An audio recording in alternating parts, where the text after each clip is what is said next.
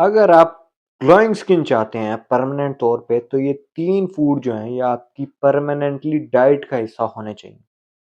या तो आप स्किन केयर प्रोडक्ट पे खर्चा कर लें, या आप अपनी डाइट पे खर्चा कर लें। खर्चा तो आपको करना पड़ेगा।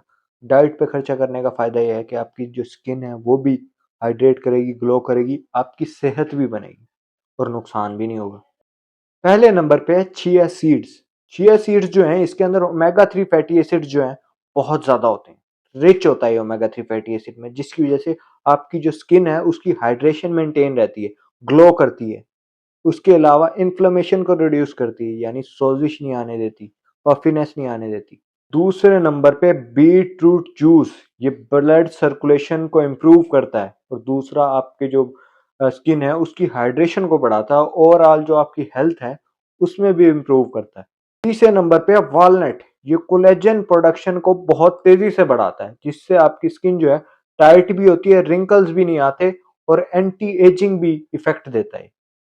ये 3 जो फूड हैं ये आपको इस्तेमाल करने हैं, और किस तरह इस्तेमाल करने हैं ये मैं आगे बताऊंगा।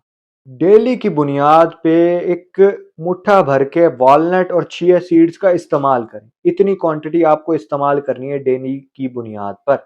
दूसरे नंबर पे बीट रूट जूस जो अपनी डाइट में इंक्लूड करें, लेकिन ख्याल रखें कि इसमें जो बाकी अदवायात आप खा रहे हैं उसका इसके साथ इंटरेक्शन हो सकता है। यानी जो अदवायात अगर आप कोई खा रहे हैं, शुगर की, ब्लड प्रेशर की, या कोई भी कार्डियोवैस्कुलर इशू की, यानी कोई भी हेल्थ की किसी भी मसले की खा रहे हैं, तो उसको इसके साथ नहीं लेना।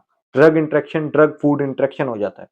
यानी जो आप ग़िज़ा खा रहे हैं और जो दवाई आप खा रहे हैं उनके दरमियान इंटरेक्शन हो जाता है, जिसकी वजह से साइड इफ़ेक्ट्स भी आ सकते हैं, जिसकी वजह से उसकी जो एफ़िकेसी है, जिसकी वजह से उसका थेरेपेटिक एक्शन है यानी असर है, वो भी कम हो सकता है। तीसरे नंबर पे खुदा के वास्ते प्रोसेस्ड और जंक फूड जो हैं, बाज़ारी खाने जो हैं, इससे दूर रहें। ये 3 काम कर लें, आपके पैसे भी बचेंगे, आपकी स्किन जो है ग्लोइंग रहेगी परमानेंटली।